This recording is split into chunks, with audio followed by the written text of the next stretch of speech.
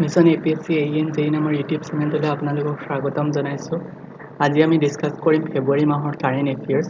ইতিমধ্যে মই ফেব্ৰুৱাৰী মাহৰ কাৰেণ্ট এফেয়াৰ্ছৰ পাৰ্ট 1টো আপলোড কৰিছোঁ। আপোনালোকে যদি পোৱা নাই দেন প্লিজ মোৰ চেনেলটোৰ প্লেলিষ্টত ভিজিট কৰিব। তাতে আপোনালোকে কাৰেণ্ট এফেয়াৰ্ছ 2020 নামৰ যিটো প্লেলিষ্ট আছে তাতে আপোনালোকে পাই যাব।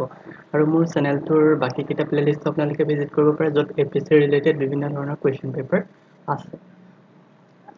সো পলম নকৰি আজি আমি আমাৰ ভিডিঅ'টো আৰম্ভ কৰিম। যদি আপোনালোকে এনেধৰণে কাৰেণ্ট এফেয়াৰ্ছৰ আপডেট যদি আপোনালোকক লাগে দেন প্লিজ চেনেলটো ছাবস্ক্ৰাইব কৰিব, লগত কাষত থকা বেল আইকনটো প্ৰেছ কৰি থ'ব যাতে মই ভিডিঅ' দিয়াৰ লগে লগে আপোনালোকে নটিফিকেশ্যন পাই যায়। সো আজি আমি পাৰ্ট 2টো ডিছকাছ কৰিম কাৰেণ্ট এফেয়াৰ্ছ 2020 ফেব্ৰুৱাৰী মাহৰ। সো ফেব্ৰুৱাৰী মাহৰ 2020 কেইটামান কুৱেশ্যন আমি এতিয়া লৈ লৈছোঁ। ফাৰ্ষ্ট কুৱেশ্যনটো হৈছে recently Mario' Draghi has become the Prime Minister of which country? মনত ৰাখিব মাৰিঅ' ড্ৰাঘি নামৰ এজন ব্যক্তি কি হৈছিল প্ৰাইম মিনিষ্টাৰ হিচাপে নতুনকৈ এখন ক্ৰান্তি হৈছে, কিয়নো ইটালীৰ যিজন আগৰ প্ৰাইম মিনিষ্টাৰ আছিল তেওঁ পদত্যাগ কৰিছিল আৰু পদত্যাগ কৰাৰ কাৰণে ইটালীত নিউলি কি হৈছে মাৰিঅ' ড্ৰাঘি নামৰ আন এজনে প্ৰাইম মিনিষ্টাৰ ল'বলগীয়া হৈছে। অ'কে, কুৱেশ্যন নম্বৰ 2 আছে কুম্ভ মেলা। অ'কে, সেইটো আছে কুম্ভ মেলা 2021 has been scheduled for how many days? এনেই জেনেৰেলি কুম্ভ মেলা 90 দিন পৰ্যন্ত কৰা হয়, বাট 2021 চনত ডিউ টু COVID-19 পেণ্ডেমিকটো চলি থকাৰ কাৰণে আমাৰ কি কৰিছে ইয়াৰ ডিউৰেশ্যনটো বহুতেই কমাই দিয়া হৈছে, মাত্ৰ 30 দিনৰ কাৰণেহে এইবাৰ কুম্ভ মেলা 2021 চনত অনুষ্ঠিত হ'ব। তো মনত ৰাখিব এইবাৰ কুম্ভ মেলা 2021 চনত 30 দিনৰ কাৰণে অনুষ্ঠিত হ'ব। কুৱেশ্যন নম্বৰ 3 সুধিছে which city has been recognized as 2023 city of world?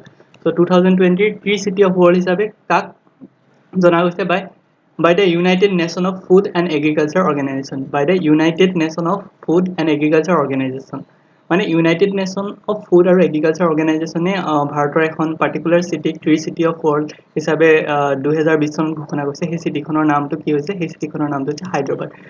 হায়দৰাবাদক 3 city of world হিচাপে ঘোষণা কৰাৰ মেইন ৰিজনটোৱে হৈছে হায়দৰাবাদৰ যদি আপোনালোকে টাউন বা আৰ্বান এৰিয়াবিলাক চাই তাত যথেষ্ট সংখ্যক ট্ৰিজ বহুত ৱেল মেইনটেইন কৰা হৈছে, যিখিনি বেলেগ টাউনত দেখা পোৱা নাই। চণ্ডীগড়তো দেখা পোৱা নাই তেনেকুৱা ধৰণৰ। কোচি, শ্ৰীনগৰ ইহঁতত ট্ৰি চিটি হিচাপে মেইনটেইন কৰিব পৰা নাই, বাট হায়দৰাবাদে ৱেল প্লেনিংভাৱে বিভিন্ন ধৰণৰ গছ গছনি নিজৰ যিখন চহৰ সেইখন সজাবলৈ সক্ষম হৈছে। চ' হায়দৰাবাদক 3 চিটি এৱাৰ্ডটো দিয়া হৈছে।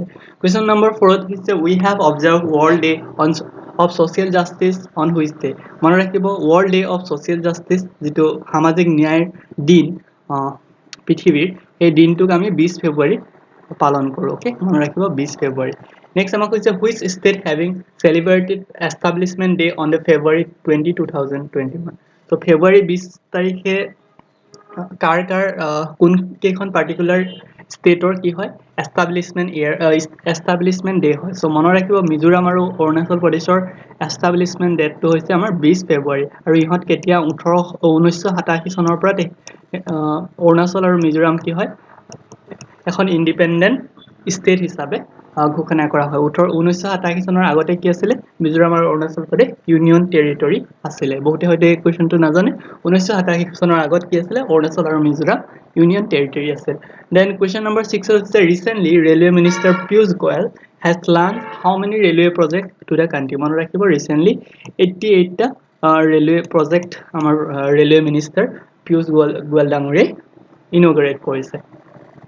নেক্সট কুৱেশ্যন নম্বৰ 7 হৈছে which state has passed an ordinance to give co-ownership right to women in husband property? মনত ৰাখিব ভাৰতৰ ভিতৰত সৰ্বপ্ৰথমে উত্তৰাখণ্ডে কি কৰিছে যিসকল ৱাইফ হয় বা যিসকল পত্নী হয় কোনো ব্যক্তিৰ, তেওঁলোকে সম্পূৰ্ণৰূপে হাজবেণ্ডৰ যিখিনি প্ৰপাৰ্টি আছে সেই প্ৰপাৰ্টিখিনিত অধিকাৰ পাব লাগে বুলি এটা অৰ্ডাৰ পাছ কৰিছে ৰিচেণ্টলি উত্তৰাখণ্ড গভৰ্ণমেণ্টে। চ' এইটোৱে ইণ্ডিয়াৰ ভিতৰত প্ৰথম য'ত নেকি ওমেন মানে যিজন ৱাইফ হয়, ৱাইফে হাজবেণ্ডৰ প্ৰপাৰ্টি পোৱাৰ যিটো নিয়ম সেই নিয়মটো পাছ কৰা হৈছে। কুৱেশ্যন নম্বৰ 8 দিছে recently who has won 82 senior national table tennis championship title? মনত ৰাখিব 82 ছেকেণ্ড নেশ্যনেল টেবল টেনিছ টাইটেলত মাণিক বাট্ৰাই যিজনী এজনী খেলুৱৈ হয় হায়দৰাবাদৰ হয় হাৰিয়ানাৰ হয় তেওঁই 82ৰ সিনিয়ৰ নেশ্যনেল টেবল টেনিছত জিকিবলৈ সক্ষম হৈছে মানিক ভাট্ৰা Question number 9 হৈছে recently which edition of governing counseling meeting of Niti Aayog has been organized Niti Aayogৰ যি 6 number counselling meeting kon held হল আৰু তাৰ চেয়াৰম্যান কোন আছিল চেয়াৰম্যান আছিল আমাৰ prime minister Narendra Modi Question number 10 ত উঠিছে which state will host Khelo India Games 2021 মনত ৰাখিবা 2018 চনত খেলো ইণ্ডিয়াৰ হোস্ট কৰিছিল দিল্লী তাৰ পিছতে 2020 চনত আমাৰ হোস্ট কৰিছিল আমাৰ গুৱাহাটী দেন এতিয়া 2021 চনত এটো হোস্ট কৰিছে হাৰিয়ানাই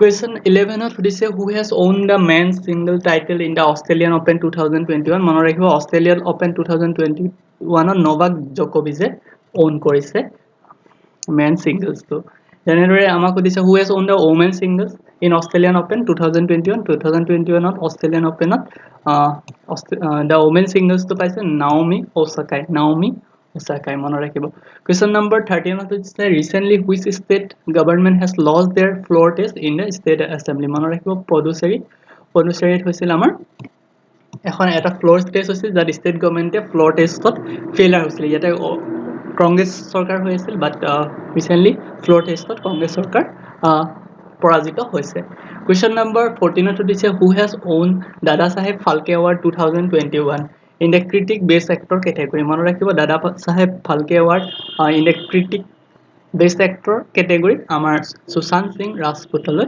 আগবঢ়োৱা হৈছে মৰণোত্তৰভাৱে আৰু সুশান্ত সিং ৰাজপুতে লাষ্টৰ যিখন ছবি কৰিছিল সেই ছবিখনৰ নাম মনত ৰাখিব দিল বেচাৰা Question number 51 ত হৈছে how many Indian origin personality has been listed in the time 100 next list so 100 next list time 100 next list ত আমাৰ ভাৰতৰ 2020 চনত 5 জন পাৰ্সনেলিটি নিজৰ নাম নিবিষ্ট কৰিবলৈ সক্ষম হৈছে এইখিনি আছিল আমাৰ ফেব্ৰুৱাৰী মাহৰ অত্যন্ত ইম্পৰ্টেন্ট ওয়াৰ্ল্ড লগতে অসম আৰু লগতে ইণ্ডিয়াৰ ৰিলেটেড কাৰেন্ট এফেয়াৰ্স যদি আপোনালোকে ভিডিওটো চাই ভাল পাইছে দেন প্লিজ লাইক কৰিব শেয়াৰ কৰিব ফ্ৰেণ্ডছৰ মাজত চেনেলটো সাবস্ক্ৰাইব কৰিব আমি অতি সোনকালে মাৰ্চ মাহৰ পিছত কাৰেন্ট এফেয়াৰ্স মাৰ্চৰো এনেদৰে আমি অত্যন্ত ইম্পৰ্টেন্ট 40 টা মান কোৱেশ্চন আমি আপলোড দিম সো আপোনালোকে চেনেলটো সাবস্ক্ৰাইব কৰিব এনে ধৰণৰ ইম্পৰ্টেন্ট কোৱেশ্চনছ বিলাক পাই থাকিবলৈ কাৰণ এইবিলাক কোৱেশ্চন পাই এপিএসসি কাৰেন্ট এফেয়াৰ্সৰ সেকশনত সুধি দিয়ে okay so till then thank you bye by